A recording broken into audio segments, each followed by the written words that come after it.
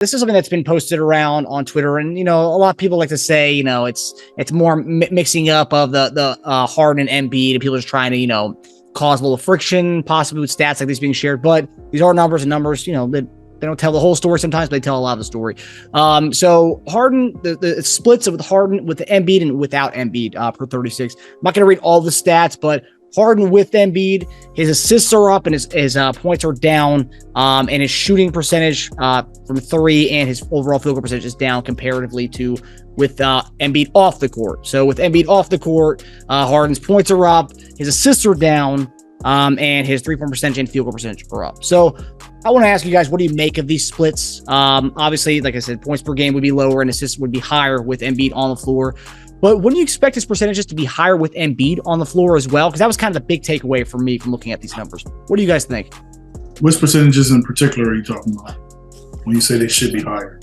His 3-point percentage with Embiid off is 42%, and his overall field goal percentage is 47%. With Embiid on the court, his field goal percentage drops to 40%, so 7% lower, and 10% lower on 3-point percentage.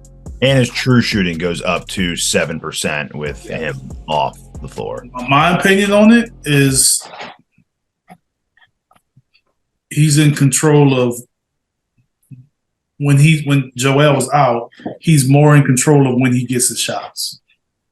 It's not as many surprise shots or shot clocks where he's kind of shots where he's not really sure when he's going to get them because he's not the number one option.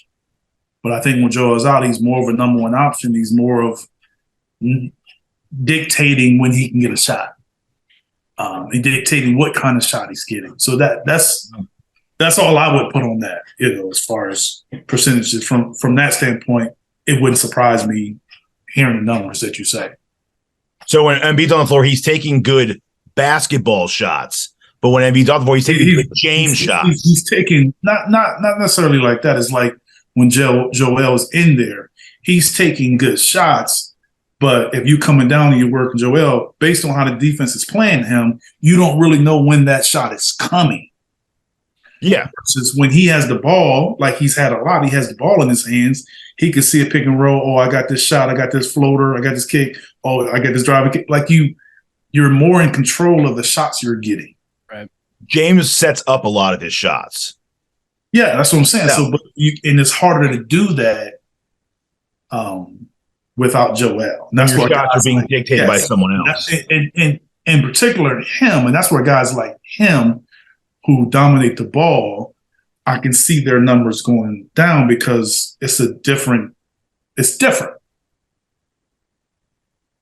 Yeah. Not worse, it's just different. Makes a lot of sense. Yeah, I mean, for Harden to put up the stats without his normal usage, I think is just amazing in itself, just to take away from a total, because he's 47th in usage percentage, whereas Embiid's predictably third. So I personally, I think it'd be better for James to be a little more aggressive when Embiid's on the floor, looking for those shots, right?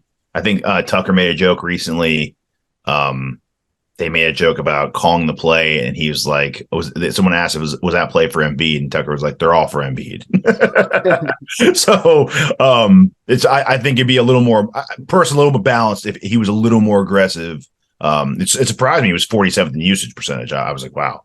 So I think it's a little more aggressive when Embiid's on the floor. Wouldn't hurt. But they're gelling more every day. So, but yeah, your explanation makes a lot of sense, Eric. I agree. It's James likes setting up his own shot. It's more comfortable because I've seen certain times where James gets the ball and I'm like, oh, you're wide open. He doesn't take it.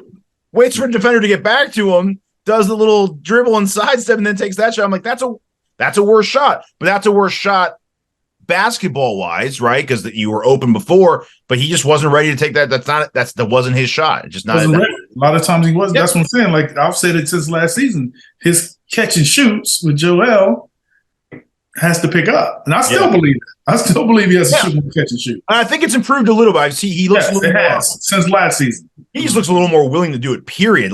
Going in and out, it's different, but he's shooting more, and he's shooting more mid range. And I think last year he wasn't really doing either. Yeah. But yeah, I mean, it is good for me because it takes some That's of that. what happens when your attempts drop.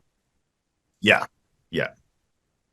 But I mean, if his efficiency goes up even a little bit with Joel on the floor, I mean, sky's the limit. Our starting five's already playing awesome together as it is anyway. So if that goes up, then shush, boy, our offense is getting even better. Let me see that.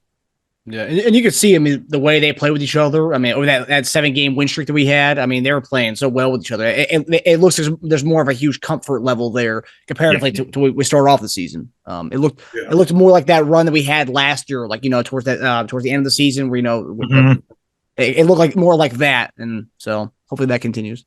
Yeah.